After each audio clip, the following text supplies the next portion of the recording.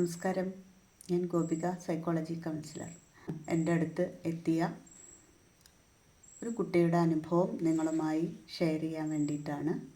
അവരുടെ പാരൻസിൻ്റെ സമ്മതപ്രകാരം തന്നെയാണ് നമ്മളിത് പറയുന്നത്. 8ാം ക്ലാസ്സിൽ പഠിക്കുന്ന മകൻ, അച്ഛനും അമ്മയും വെൽ എഡ്യൂക്കേറ്റഡ് ആണ്, ജോലിക്കാരാണ്. വീട്ടിൽ സഹായത്തിന് ഒരു ആളും കൂടെയുണ്ട്. അപ്പോൾ ഇതാണ് അവരുടെ ഫാമിലി മെമ്പേഴ്സ്. അച്ഛനും അമ്മയും കാലത്ത് ജോലിക്ക് പോകുന്നു, കുട്ടി സ്കൂളിലോട്ട് പോകുന്നു. ഒരു 4:30 മണിക്ക് ശേഷമാണ് കുട്ടി വീട്ടിലേക്ക് തിരിച്ചെത്തുന്നത്. മദർ ഒരു 5:30 മദറും എത്തുന്നു. കുട്ടിയിൽ ഇതുവരെ കാണാത്ത കുറേ സ്വഭാവ സവിശേഷതകൾ കാണുന്നു എന്നതാണ് പാരൻ്റ് നമ്മളോട് പറഞ്ഞ വിഷയം. കുട്ടിയോട് ഇതുവരെ കാണാത്ത ഒരു മാറ്റം 5-6 മാസം കൊണ്ട് ആ കുട്ടിയിൽ കാണുന്നു. എല്ലാം തുറന്നു പറഞ്ഞിരുന്ന അവൻ പതിയെ ഒന്നും പറയാണ്ടായി. നമ്മൾ അടുത്തേക്ക് ചെല്ലുമ്പോൾ അവനൊരു നാണക്കേട് പോലെ, അടുത്തേക്ക് വരണ്ട, റൂമിലേക്ക് വരണ്ട എന്നുള്ള ഒരു ഇറിറ്റേഷൻ അവൻ്റെ ബോഡി ആക്ഷനിൽ കാണാൻ പറ്റുന്നു. അപ്പോൾ എന്താണെന്ന് അവൻ പറയുന്നില്ല. ഉറക്കം ശരിയാകുന്നില്ലെന്ന് പറയുന്നു. ക്ലാസ്സിൽ ടീച്ചർ ഉറക്കം തൂങ്ങിയിരിക്കുകയാണെന്ന് പറയുന്നു. ഇത്രയും പ്രശ്നങ്ങളുമായിട്ടാണ് അവരെത്തിയത്. അപ്പോൾ മോനോട് സംസാരിച്ചപ്പോൾ അയാൾ പറയുന്നത് നമുക്ക് കേൾക്കാൻ വളരെയധികം വിഷമം തോന്നുന്ന ഒരു കാര്യമാണ്. അദ്ദേഹം പറയുന്നത് 7ാം ക്ലാസ് വരെ ഇംഗ്ലീഷ് മീഡിയം സ്കൂളിലാണ് ആ കുട്ടി പഠിച്ചത്. അച്ഛൻ്റെ പ്രൊമോഷനോടനുബന്ധിച്ച് സ്ഥലം മാറിയപ്പോൾ പുതിയ ഒരു സ്കൂളിലേക്ക് അഡ്മിഷൻ എടുക്കുന്നു. മലയാളം മീഡിയം സ്കൂളിൽ പഠിക്കുന്നു. അവിടെ അതിലുള്ള ഇംഗ്ലീഷ് മീഡിയം സെക്ഷനിലാണ് ആ കുട്ടി 8ാം ക്ലാസ്സിലോട്ട് ചേരുന്നത്. പഠിക്കാൻ വളരെ ബ്രില്യൻ്റായ കുട്ടി തന്നെയാണ് ആ കുട്ടി.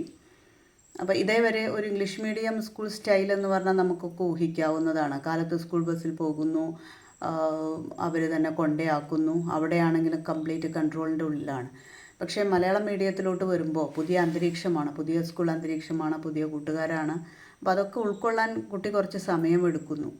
ലൈൻ ബസ്സിലാണ് പിന്നീട് ഈ ഒരു വർഷമായിട്ട് ആ കുട്ടി പോകുന്നത്, ലൈൻ ബസ്സിലാണ്.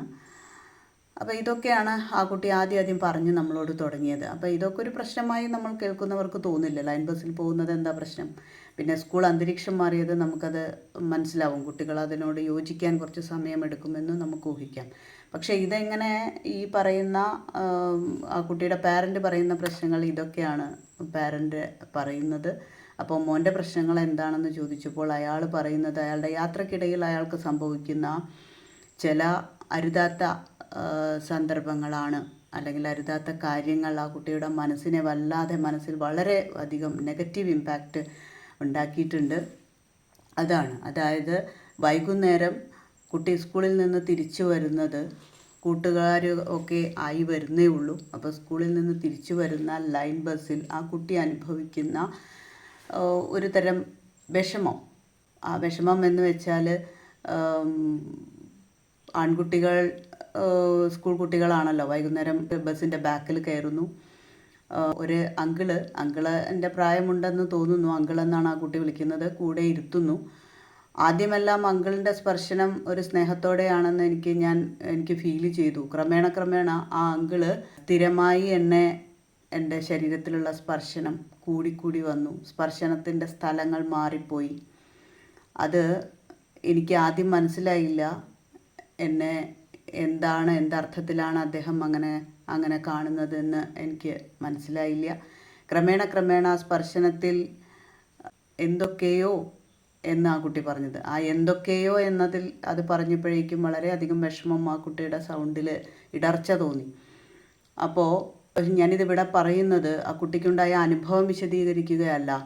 ഇതുപോലെ ഒരുപാട് അനുഭവങ്ങൾ നമ്മുടെ കുഞ്ഞുങ്ങൾക്ക്, പ്രത്യേകിച്ച് ആൺകുട്ടികൾക്ക് അനുഭവിക്കേണ്ടി വരുന്നുണ്ട്. നമ്മൾ ഒരു പൊതുസ്ഥലങ്ങളിൽ അല്ലെങ്കിൽ ഒരു ബസ്സിൽ ശരീരത്തിൽ സ്പർശനമുണ്ടാകുന്നത് പെൺകുട്ടികൾക്ക് മാത്രമാണെന്ന് ധരിക്കുന്ന ഒരു കാലഘട്ടം ഉണ്ടായിരുന്നു. പക്ഷേ ഇന്ന് അങ്ങനെയല്ല. ആൺകുട്ടികളും ഒരുപാട് ഇതുപോലെയുള്ള അബ്യൂസ് അനുഭവിക്കേണ്ടി വരുന്നുണ്ട്. പക്ഷെ അവരത് പുറത്ത് പറയുന്നില്ല. പെൺകുട്ടികളാണെങ്കിൽ അത് പറഞ്ഞാൽ ഉൾക്കൊള്ളും. ഒരു ആൺകുട്ടി ഇത് വീട്ടിൽ ചെന്ന് പറഞ്ഞാൽ എങ്ങനെ ഉൾക്കൊള്ളും എന്നൊരു പേടി ആ കുട്ടിക്ക് ഉണ്ടായിരുന്നു. അപ്പോൾ ഇതിനെല്ലാം മാതാപിതാക്കൾ എഡ്യൂക്കേറ്റഡ് ആണ്, അവർ കുട്ടിയുടെ എല്ലാ കാര്യത്തിലും അതീവ ശ്രദ്ധാലുക്കളാണ്. പക്ഷേ കുഞ്ഞുനാൾ മുതൽ ആ കുട്ടിക്ക് ഇന്നത്തെ ഒരു സംസ്കാരം വെച്ച് തന്നെ നമ്മൾ പറയണം, എന്താണ് ഗുഡ് ടച്ച് എന്താണ് ബാഡ് ടച്ച് എന്ന് ആ കുട്ടിക്ക് പറഞ്ഞ് മനസ്സിലാക്കി കൊടുക്കേണ്ടിയിരുന്നു. ആദ്യം ഈ കുട്ടിക്ക് ഇതൊന്നും മനസ്സിലാവുന്നില്ല, എന്താണ് ഇത് സംഭവിക്കുന്നത് എന്ന് മനസ്സിലാവുന്നില്ല. അത്യാവശ്യം തടിയൊക്കെയുള്ള, അത്യാവശ്യം ഒരു ബ്രസ്റ്റൊക്കെയുള്ള ഒരു മോനാണ്, കാണാൻ ഓമനത്തമുള്ള ഒരു കുട്ടിയാണ്. അപ്പോൾ ഈ കാണുന്ന ആളുകൾ, വൈകുന്നേരം ജോലി കഴിഞ്ഞ് വരുന്ന ആളുകളിൽ ഏത് രൂപത്തിലാണ് എന്ന് കുറച്ച് പേരെങ്കിലും ഏത് രൂപത്തിലായിരിക്കുമെന്ന് നമുക്കറിയാം. അപ്പോൾ അത്തരം മൈൻഡോട് കൂടി ഇരിക്കുന്ന ഒരാളുടെ മുമ്പിലോട്ട് ഈ ഒരു കുട്ടി ഇരിക്കുമ്പോൾ അയാളുടെ സ്പർശനം ഏതുവരെ നീളും എന്ന് നമുക്ക് ഊഹിക്കാൻ കഴിയും. അപ്പോൾ അത് ആ കുട്ടിക്ക് ആദ്യം മനസ്സിലാവാതെ വന്നു. ക്രമേണ ആ കുട്ടിക്ക് മനസ്സിലായി. അത് തൻ്റെ ബോഡിയോട് തന്നെ ഒരു ഇറിറ്റേഷൻ ആ കുട്ടിക്ക് ഫീൽ ചെയ്യാൻ തുടങ്ങി. ഭക്ഷണം കഴിക്കാണ്ടായി. തടി കൂടിയതാണ് എൻ്റെ പ്രശ്നമെന്ന് കരുതി കൂട്ടുകാരോടൊപ്പം കൂടുന്നത് ആ കുട്ടി നിർത്തി. ലഞ്ച് ബോക്സിൽ ഭക്ഷണം കഴിക്കാതെ വീട്ടിലേക്ക് വരുന്നു. വൈകുന്നേരം വിശന്നിരിക്കുന്ന ആ കുട്ടിക്ക് പഠനത്തിൽ ശ്രദ്ധിക്കാതെ ഉറക്കം വരുന്നു. ക്ലാസ്സിൽ ഇത് തന്നെ ചിന്ത, ഇനിയിപ്പോൾ ഇന്ന് വൈകുന്നേരം ആയി കഴിഞ്ഞാൽ ഞാൻ ഇതാണല്ലോ എന്നുള്ള ചിന്ത കാരണം ക്ലാസ്സിൽ കോൺസെൻട്രേഷൻ പോകുന്നു. അച്ഛനും അമ്മയും അടുത്തേക്ക് വരുമ്പോൾ അല്ലെങ്കിൽ ആ കുട്ടിയെ ഒന്ന് തൊടുമ്പോൾ ആ കുട്ടി ഒരു ഇറിറ്റേഷൻ പോലെ ശരീരം അല്ലെങ്കിൽ കൈ പിൻവലിക്കുന്നു. അമ്മയൊരു ഉമ്മ കൊടുക്കുമ്പോൾ, അച്ഛനൊരു ഉമ്മ കൊടുക്കുമ്പോൾ ആ കുട്ടിക്ക് അത് എന്തൊക്കെയോ ഒരു സ്നേഹത്തോടെ അല്ല എന്നൊരു ഫീലിംഗ് വരുന്നു. അപ്പോൾ ഇതൊക്കെ കൂടെ കാര്യം നിസ്സാരമാണെങ്കിലും ആ കുട്ടിയുടെ മനസ്സിൽ മാനസികമായി ഒരുപാട് ഇമ്പാക്റ്റ് ഉണ്ടാക്കിയത്. ആ ഇമ്പാക്റ്റ് ആ കുട്ടിക്ക് ആജീവനാന്ത കാലം ഇത് തുറന്നു പറഞ്ഞില്ലെങ്കിൽ, ഞാനിത് മാമിനോട് തുറന്നു പറഞ്ഞില്ലെങ്കിൽ എനിക്കിത് ഭ്രാന്ത് വന്ന് എൻ്റെ തല പൊട്ടിപ്പോവും എന്നൊക്കെയാണ് ആ കുഞ്ഞ് പറയുന്നത്. അപ്പോൾ അത്തരം ഒരു അവസ്ഥ ആ കുട്ടിയിൽ അതിങ്ങനെ വളർന്ന് വന്നു കഴിഞ്ഞാൽ ആ കുട്ടി തന്നെ ഒരു എന്താ പറയുക, ആ കുട്ടിയുടെ സ്വഭാവത്തിൽ തന്നെ ഒരുപാട് അജിറ്റേറ്റഡ് ആയ ക്യാരക്ടർ ഫോം ചെയ്യാൻ അത് കാരണമാവും. എല്ലാത്തിനോടും ആ കുട്ടി ഉൾവലിഞ്ഞ് ജീവിക്കാൻ തുടങ്ങും. ഒരു പൊതുസ്ഥലങ്ങളിൽ ആ കുട്ടിക്ക് വരാൻ പറ്റാതാവും. അതൊക്കെ ഇപ്പോഴും അയാളുടെ ക്യാരക്ടറിൽ കാണുന്നുണ്ട്.